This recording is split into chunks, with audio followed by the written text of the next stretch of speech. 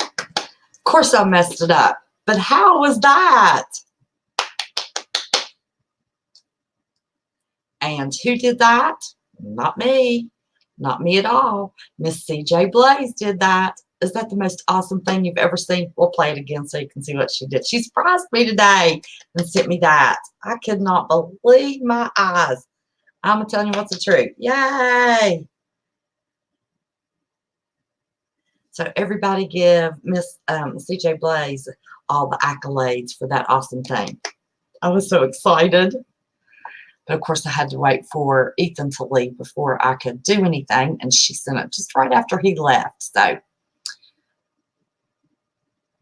let me see who all we got here. But isn't that awesome? Oh my gosh. Makes me want to do the news.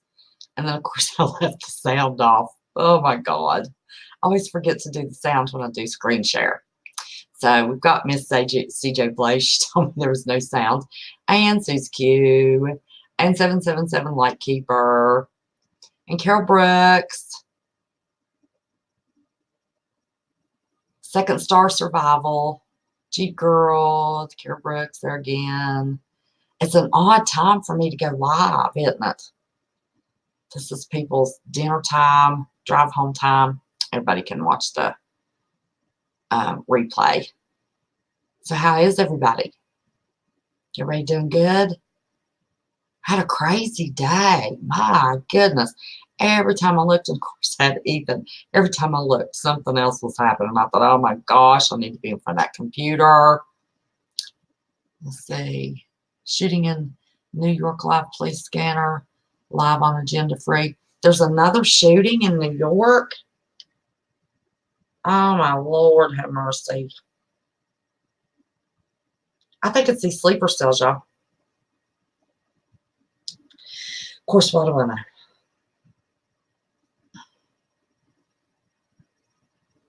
I didn't get anything from Agenda Free. We'll look it up, though. Josh Connor, All Rider. How's everybody doing? Okay, I am going to see what Agenda Free is showing. I didn't know. I didn't get any.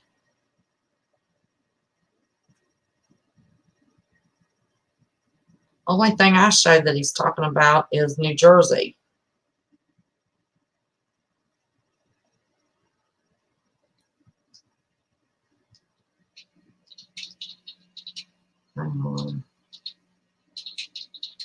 Yeah. No, he's talking about New Jersey. This is still New Jersey. I've got that to cover. So, but nobody is telling the ethnicity or what country they're from. Yes, it's in New Jersey. So he's been on a good while with that. Okay, I'll try this screen share again, show you all my articles. Because I don't want our news to be too long so everybody can see the news. So I don't need sound on these articles, so I don't have to click. Let's see, do this. Want me off there. Okay, I'm going to go back to what I reported. Today is the 6th day of disruption in France.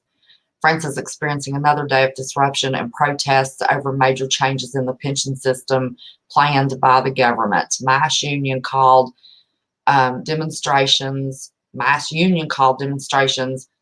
have been held on Tuesday, the 6th straight day of action. But of course, they're not given that information.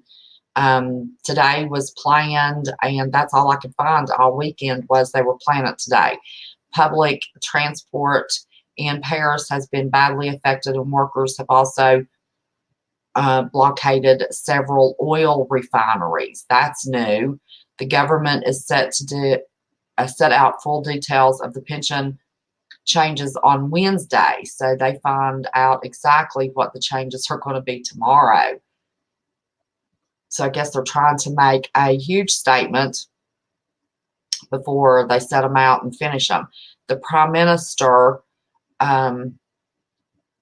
Philippe, told the party colleagues his speech would have no magic announcements to bring the demonstrations to a halt. So it looks like they're not planning on changing. Protests took place in several cities as unions sought to maintain the intensity of last Thursday's first day of demonstrations. In central Paris, union officials estimated that 180,000 had turned out, although this is down on the estimate of 250,000 on December the 5th. Public transportation hospitals have been affected by the actions. A number of secondary schools and universities were shut down for a day in Paris. Hospital interns in the capital said they were planning walkouts to highlight degraded care where they work. Just one of 5 high-speed GTF trains were running. There were 2 the other day that were manned without conductors. Air France cut 25% of domestic flights scheduled for Tuesday and 10% of its short international flights, has been reported. There were at 8 o'clock, which is 7 o'clock there, I suppose, there were 250 miles of traffic jams in the Paris region. Transport in Paris was heavily disrupted, with metro lines either closed or running on very limited service. Half of the city's tramways and buses were predicted to be operational, so half of those are out. The Paris museums were again forced to partially close. Both opera houses canceled performances. Psychologically, it's stressful because you don't know if you're going to get where you need to, someone said. Here's an old picture. They showed that fire before. Yes, there's the need for reform for the pension system. There's no need to break it. The president, Macron, is proposing to break it.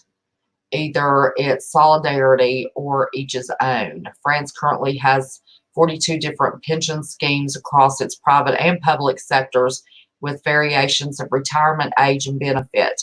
Mr. Macron said his plans for universal points-based system would be fairer but many disagree.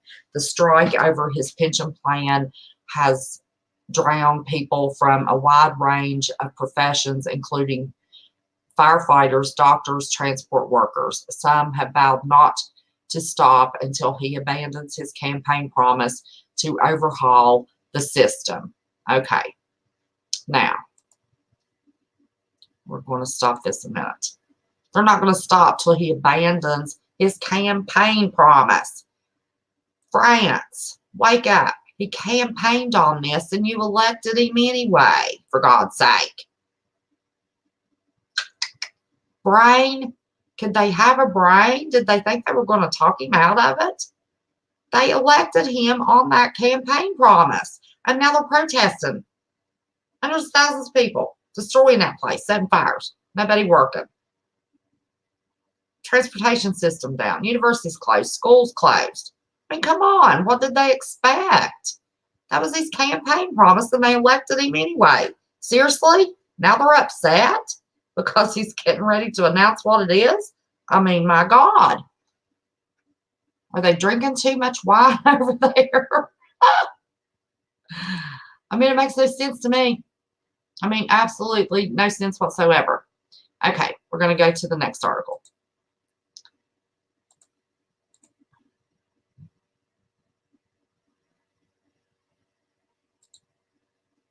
Okay, the Jersey City shooting. Live updates. 6 people killed, including an officer. I heard earlier that the officer, unfortunately, was shot in the head.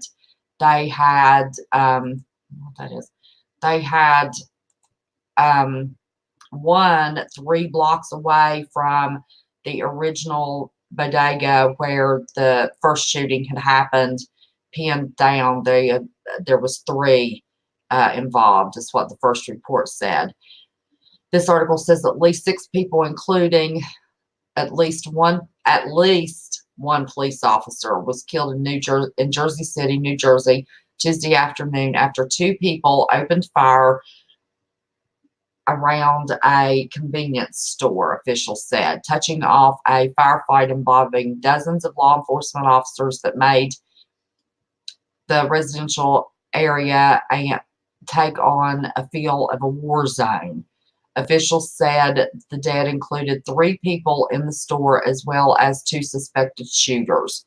The slain police officer was not immediately identified. There is no indication of terrorism, an official said at a news conference. Of course, they want to. Now, this is a picture of the bodega was over here to the left, and this was a picture they showed earlier on the news today saying that 3 blocks down they had the 3rd shooter. For more than an hour, loud exchanges of gunfire rang out in the Greenville neighborhood of Jersey City, which is just across the Hudson River from lower Manhattan. Helicopters circled overhead as police officers swarmed the streets. They aimed handguns and long guns in every direction as they traveled down the street in formations, knocking on doors and ushering residents and business owners to safety. The shooting started around 12:30 p.m. Eastern Standard Time today, according to officials. Jersey City's Mayor Stephen Fulop said there are 2 separate incidences involving the shootout. The first was a Bayview Cemetery. The second took place in a corner store near an intersection of Martin Luther King Drive and Bayview Avenue. The Hudson County Prosecutor's Office said earlier that 1 police officer was killed and that 2 other officers and a bystander had been wounded but were in stable condition. Now, this article says it starts with 6 people killed. Are they going to tell us? So it had to have been bystanders, I suppose.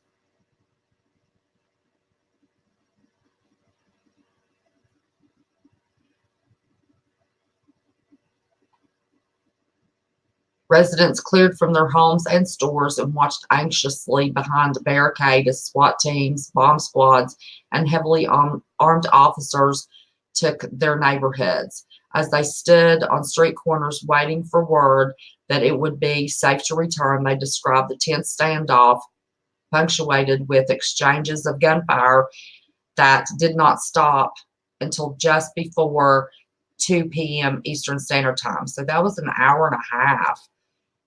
Okay, now they have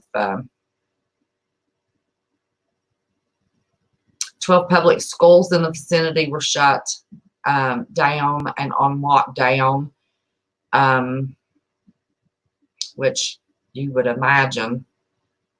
But now this article, the heading is 6. Did you see that? 6 people killed, including an officer. I have not read where the other 6 killed were. Well,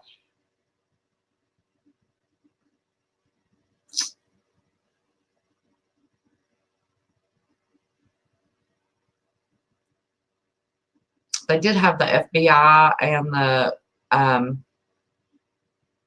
Bureau of Alcohol, Tobacco, and Firearms there, the ATF.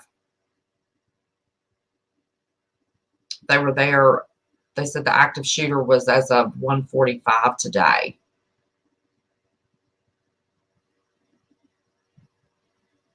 They didn't tell who the other victims were. This is the New York Times. What do you imagine? Of course, that's unfolding. But what was interesting to me is what kind of attack is it? If someone calls themselves a patriot and is now defined as a homegrown tea person and we do anything, then it would be called a tea attack. Okay, so they had guns. They were shooting people. Started in a cemetery. It's not homegrown. It's not any kind of tea attack at all. I mean, what sense that make? And then that article says there's 6 dead. They didn't say who. God love that police officer shot in the head. You know, I mean, started in a graveyard. So I have no idea. The news, MSM, that's all we can get. That's all we can get. And try to make decisions on that. So now I'm going to move to the crazy impeachment. Since I couldn't get anything newer than what the news was giving, just repeating themselves over and over and over. And I did watch it into free TV today, and he was listening to a scanner, but, you know, it was given no additional information. So, okay, now we're going to go on to the impeachment. Oops.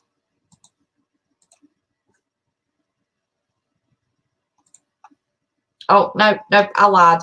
We're going to do this one first. The Washington Post.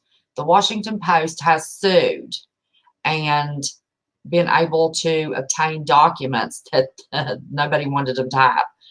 A confidential trove of government documents obtained by the Washington Post reveals that senior U.S. officials failed to tell the truth about the war in Afghanistan throughout the 18-year campaign, making rosy pronouncements that they knew to be false and hiding mistakable evidence the war had become unwinnable. The documents were generated by a federal project examining the root failures of the longest armed conflict in U.S. history. They include more than 2,000 pages previously unpublished notes of interviews with people who played a direct role in war, from generals and diplomats to aid workers and Afghan officials. The U.S. government tried to shield the identities of the vast majority of those interviewed for the project and conceal nearly all of the remarks. The Post won release of the documents under the Freedom of Information Act after a 3-year legal battle. So this is one thing I can give kudos to the Washington Post for. 3-year legal battle that the courts kept trying to withhold these documents and not uphold the Freedom of Information Act. In the interviews, more than 400 insiders offered unrestrained criticism of what went wrong in Afghanistan and how the United States became mired with nearly 2 decades of warfare, with a bluntness rarely expressed in public. The interviews lay bare pent up complaints, frustrations, and confusions, along with second guessing and backbiting. We were devoid of fundamental understanding of Afghanistan. We didn't know what we were doing. Douglas Lute, a 3-star Army general who served as a White House Afghan war czar during the Bush and Obama administrations. Now, he was the war czar. We were devoid of fundamental understanding of Afghanistan. We did not know what we were doing. Why do we have were in there? They're still there. The troops are still there. If the American people knew the magnitude of this dysfunction, 2,400 lives lost. Now it's I think it's more than that now, a little more than that. Lute added, blaming the deaths of the U.S. military personnel on bureaucratic breakdowns among Congress and Pentagon and the State Department. Who will say this war is in vain?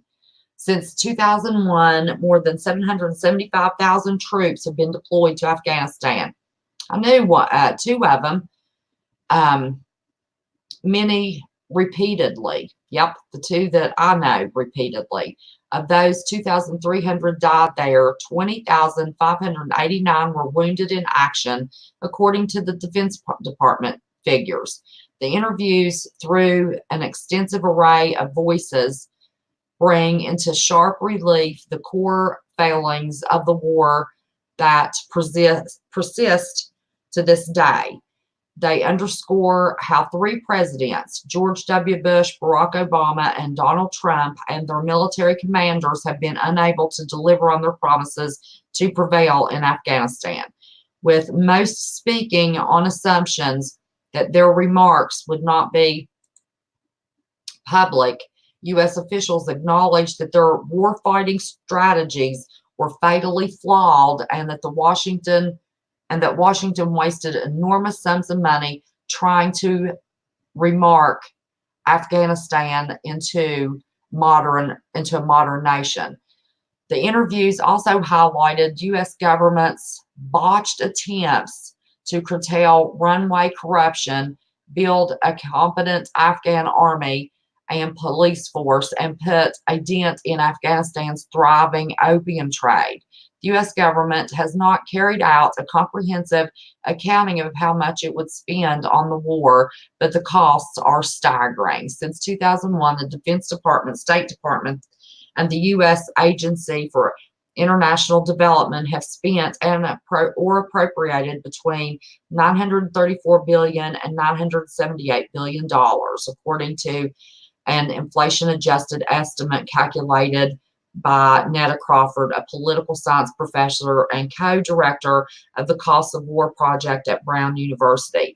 Those figures do not include money spent by other agencies such as the CIA and the Department of Veterans Affairs, which is responsible for the medical care for the wounded veterans. What did we get into this $1 trillion? What did we get for this $1 trillion effort? Was it worth it? $1 trillion?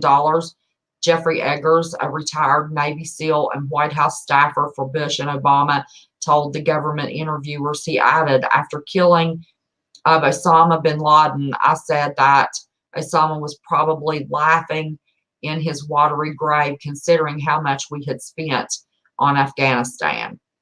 The documents also contradict a long choir of public statements from U.S. presidents, military commanders, and diplomats who assured Americans year after year that they were making progress in Afghanistan and the war was worth the fighting. Several of those interviewed described explicit, sustained efforts by the U.S. government to deliberately mislead the public. They said it was common at military headquarters in Kabul and the White House to distort statistics, make it appear that the United States was winning the war when it was not the case. Every data point was altered to present the best picture possible, said Bob Crowley, an Army colonel who served as a senior advisor to the U.S. military commanders in 2013 and 2014. He also said surveys, for instance, were totally unreliable, but reinforced that everything we were doing was right, and we became a self-licking ice cream cone.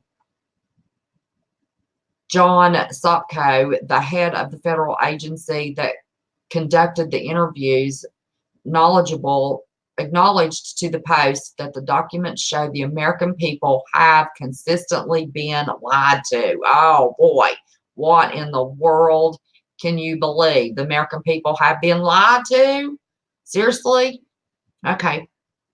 The lessons learned, staff interviewed more than 600 people with firsthand experience in the war.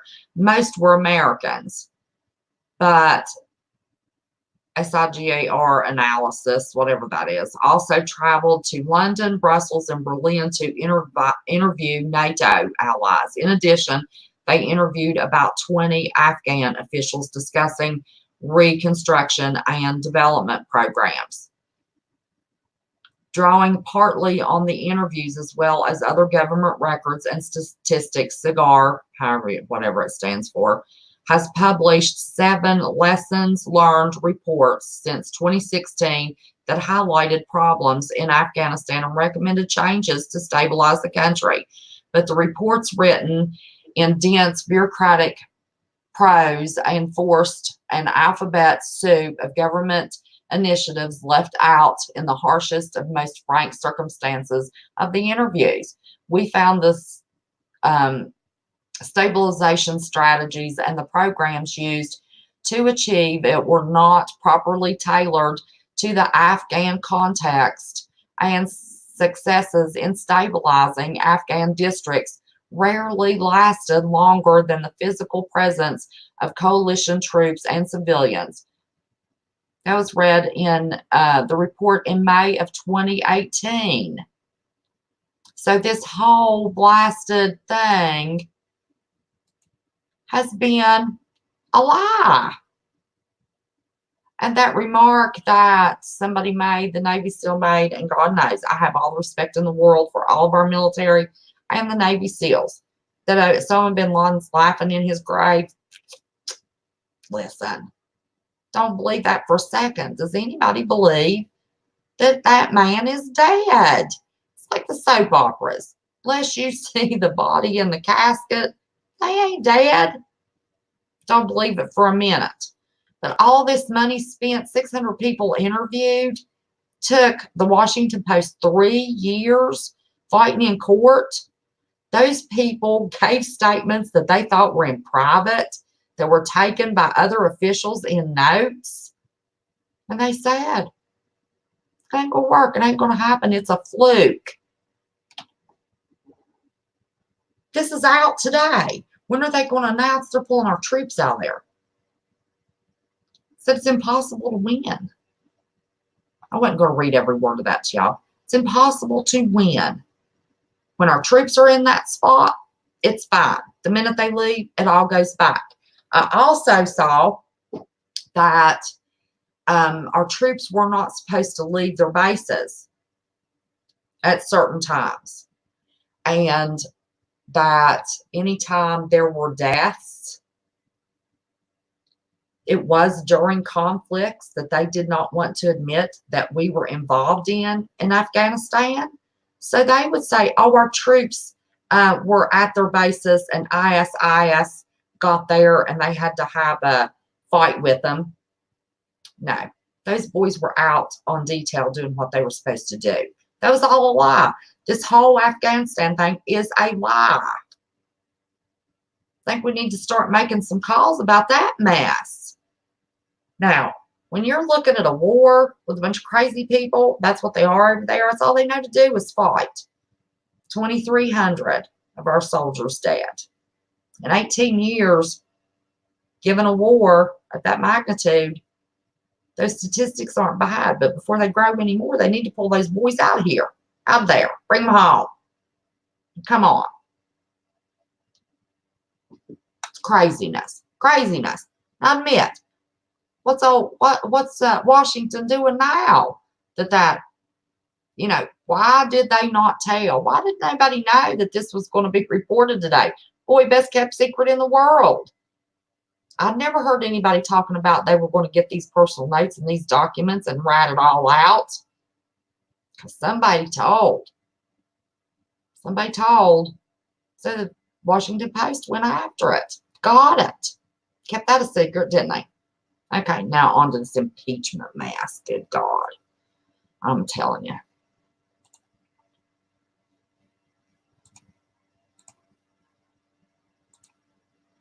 Democrats unveil 2 articles of impeachment against Trump. Abuse of power and obstruction of Congress. Okay, that's pretty explanatory. What's next? Trump impeachment inquiry. What are the next steps? Congressional Democrats were expected to pivot swiftly from a second day of public hearings before the Judiciary Committee on Monday to the next stage of the impeachment proceedings, drafting and voting on articles of impeachment, which they did. If the process continues, Donald Trump will be impeached before the Christmas holidays, is what they're saying. Then he would face a trial in a Republican-controlled Senate in early 2020 and possible removal from office, although most observers see an acquittal far more likely. Okay, so here are the steps. The House Democratic leaders were to hold news conferences Tuesday morning to announce the 2 articles, which they did. The Judiciary Committee votes on the articles on Thursday, each of which would have to be approved separately. The articles are expected to pass out of the committee. Of course they will.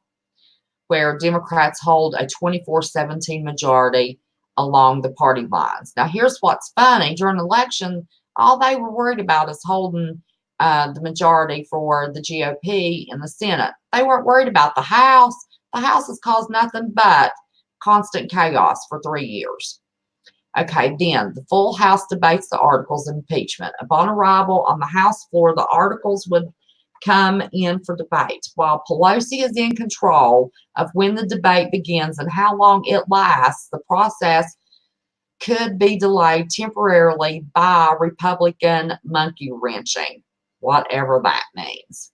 The full House votes on the articles of impeachment. Each article is voted on separately with a simple majority approval of any one article, resulting in Trump's impeachment, with Democrats holding a 233 to 197 advantage in the House and a 1 independent formal Republican, Justin Amash, supporting impeachment. The articles are likely to pass. Trump impeached. If at least one article is approved by the House, Trump would become the 3rd president in the U.S. history to be impeached. This could happen before a scheduled congressional holiday break beginning the 20th of December. The Senate trial. If Trump is impeached in the House, the Republican-controlled U.S. Senate would hold a trial, likely to begin in January 2020. The only such trial to take place in modern U.S. political history against Bill Clinton in 1999 lasted just more than a month. 2/3 majority vote to convict on any one article would be required to remove Trump from office, with Republicans controlling the Senate by a 53-47 majority. There's about 20 Republican senators that would be required to remove Trump. Okay. So there you have it. You know the Democrats are going to vote to impeach him. We're going to have a hearing in January in the Senate. Oops, sorry about that. Cancel. I hit something. I don't know what I hit. So we're going to have that. They're going to decide by December the 20th. And then January they'll start all the hearings and stuff. But let me tell you what. Let me recap something that I said the other night. This crew of the House brought in a constitutional attorney. And he told them point blank, if you go to trial and they do not find that he has violated one at all of any of what you're saying, then you have overstepped your bounds, and each and every one of you on this committee can be charged. Now, wouldn't that be a kick in the butt? You know that's never going to happen. But boy, isn't that a happy thing to think about. If they don't find him guilty, then they can all be charged with overstepping their bounds, what they're going after him over. But I don't understand with everybody saying he never said quid pro quo. It's never said, never had a conversation, never told anybody to do anything. Everybody they had, I watched those people, 2 days of it, give their speeches. And the biggest thing old Shifty Schiff had to say at the end of it was worried about the YouTuber that had caused Dr. Hill some trouble because he had Roger Stone on his show. Did you see that guy that's associated with him stood up in a hearing yesterday and got himself arrested? I'm telling you, most people can't afford, number one, to go to jail, post bail, go to the hearing. You know, I appreciate what he's trying to do. It would take thousands of people, thousands, hundreds of thousands, marching like France is doing. You can't take one person, 20 people, 30 people, and do that. They're just going to get arrested like he did, and then it's going to be all said and done over with. There has to be a mass of people to make a change. Most people can't afford it. They can't afford to leave their jobs. If they don't work and they're on disability, it's so limited. They don't have the extra money. You're not going to get people that's going to go to Washington and sleep in their cars anywhere near Washington, as dangerous as it is. Sleep in their cars, couldn't afford a motel room. I mean, how are you going to organize people, hundreds of thousands of people? I mean, they did the Million Man March. I don't know how in the world they pulled that off. But, and of course, that was a peaceful protest. I don't see how it's going to happen. We're in trouble, guys. We've got a lot going on, and most of America that's interested in change can't afford to do what needs to be done. And now you've got a silent group. They are silent in the way they speak, but their words speak volumes if you listen closely. There is a call for civil unrest. And you hear it more and more every day. And it's on YouTube now, if you listen closely. They always end it by, oh, I'm not saying we want violence. But that's what is coming if changes aren't made. And there is a group of people. Every state has a militia. Every state. I'm not saying militias are bad. That's constitutional, isn't it? To have a militia. I'm sure it is. That's not bad at all. I'm not saying that's bad. But we don't want another civil war, folks. And that's where it's going. Unfortunately, the people that are in charge of this stuff, they're not answering their phones. You can't even leave a message. They don't have aides answering the phones. Their offices are closed. People are reporting, they go to their offices. They're not even aides in the offices to take statements. Why am I don't have, I'm seeing out of the corner of my eye, my chat's moving, but it's not moving up here, so I don't know what's going on. So that's my 2 cents being spicy. Oh, no, that's not my chat. I still got it on Agenda Free TV. His chat's just a getting it.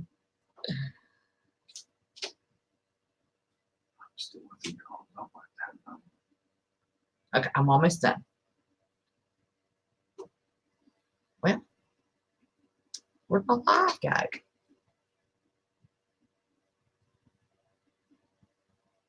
It doesn't show that I'm live. Do you mean I have gone through all this and I'm not live? Oh, I'm on the wrong channel, y'all. Oh, Lord have mercy. I'm on the wrong channel. I'm thinking, oh my God. Yeah, thank you, CJ. Oh, Lord. I was on the wrong channel. Goodness sakes. I'm telling you what's the truth.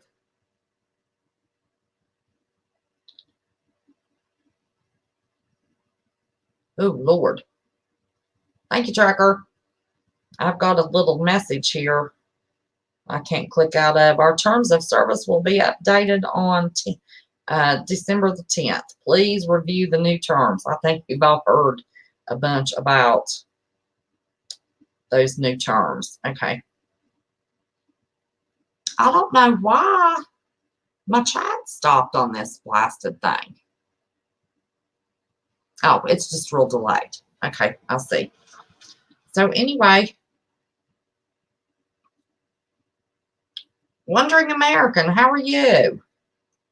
That's my spice and sauce with those articles.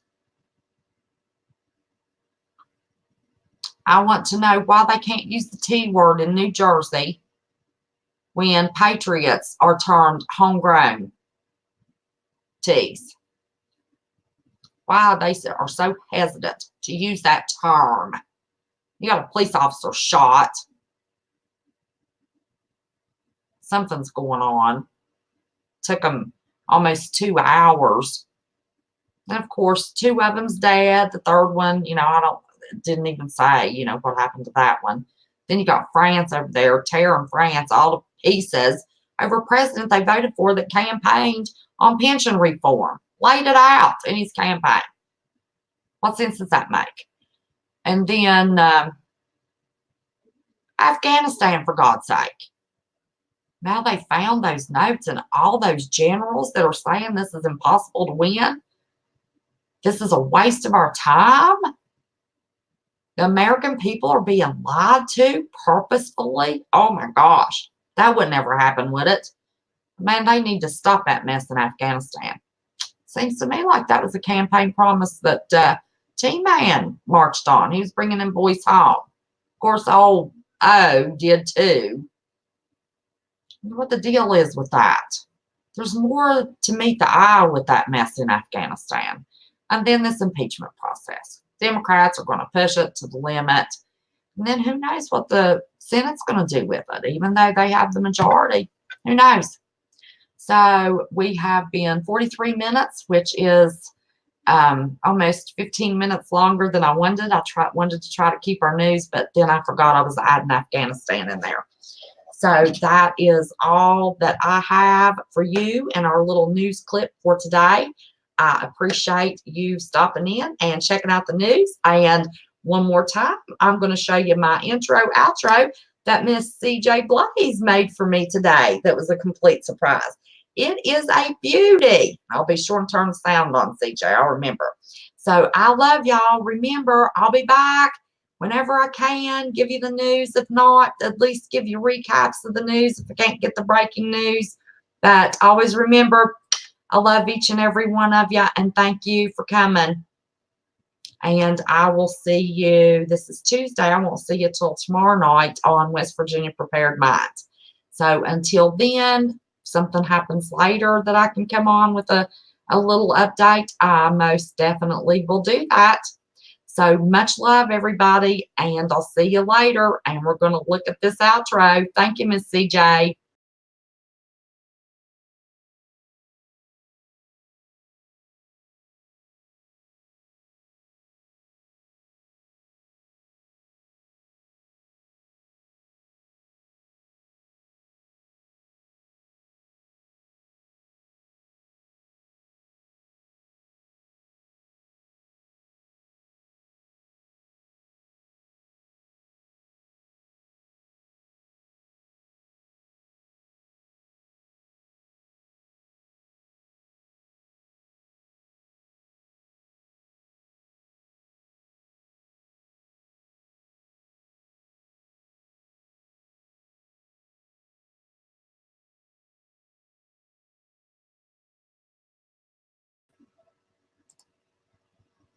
Nope, nope, nope.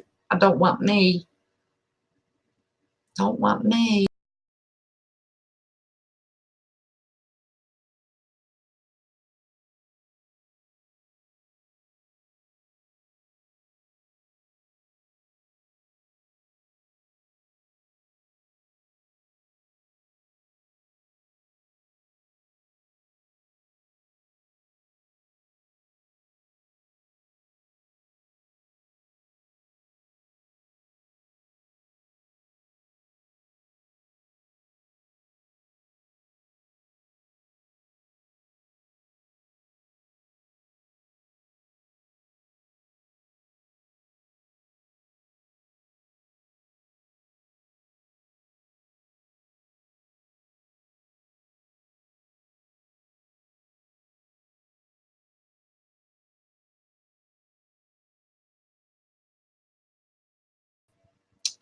I can't get it to do it. I have no idea. Let's try this.